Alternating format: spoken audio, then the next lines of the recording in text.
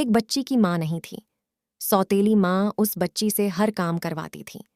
4 बजे भोर में वह बच्ची जागकर स्कूल के समय तक हर काम करती थी।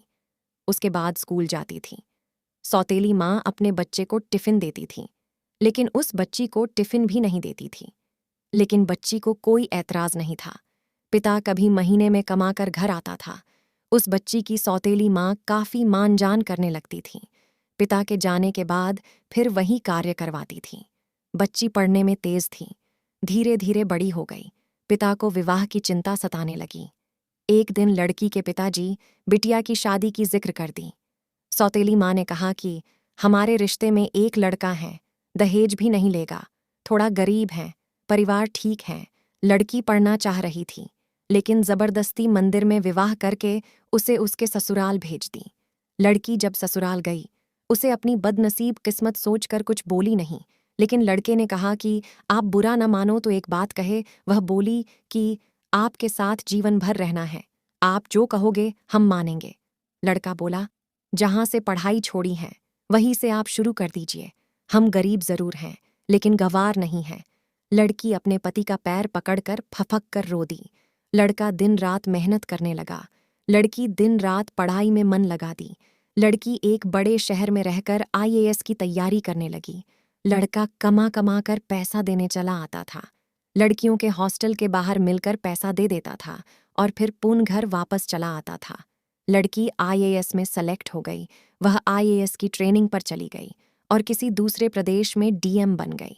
संयोग से लड़का पता लगाकर जब वहां पहुंचा तो लड़की की सारी व्यवस्था देखकर लड़का खुद शर्मिंदगी खाने लगा और वह मन बना लिया कि हम खुद इनके जिंदगी से दूर हो जाए। लड़के की माँ की तबीयत खराब थी। लड़का हफ्ते भर से मिलने के लिए प्रयास कर रहा था, लेकिन कोई मिलने नहीं दिया। ठंड का मौसम था। डीएम साहिबा का कंबल वितरण का होर्डिंग लगा था। वो भी सवेरे से लाइन लगाकर खड़ा हो गया।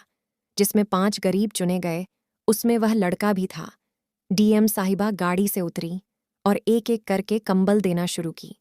जब 5वें आदमी को कंबल देने की बारी आई, वह लड़का अपना मुंह तौलिया से बांधे खड़ा हो गया।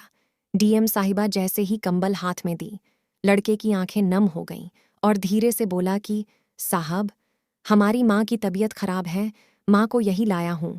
आप सरकारी अस्पताल में फ़ोन कर दीजिए, जिससे मेरी माँ का सही इलाज हो सके।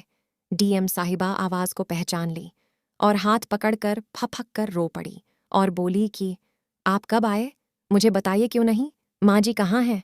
उसने इशारा किया। इतने में वह खुद चल दी। अपनी गाड़ी में सबको बिठाई, अपने आवास ले गई। तत्काल सबके ठंडक के कपड़े खरीद कर लाई। लड़का बोला कि आप बहुत बड़ी अधिकारी हो गई हैं। तो वह बोली कि तो क्या हुआ, आप हमारे पति थे और हैं। आप लोग को हम कैसे भूल जाएंगे? आप मेरे लिए दिन रात मेहनत किए। आपकी देन है कि मैं यहाँ खड़ी हूँ। ये सुन लड़के की आंखें नम हो गईं। इतने में डीएम साहिबा भी अपनी आंखों के आंसू रोक न पाई और अपने पति के गले सिमट कर रो पड़ी और अपने परिवार के साथ रहने लगी।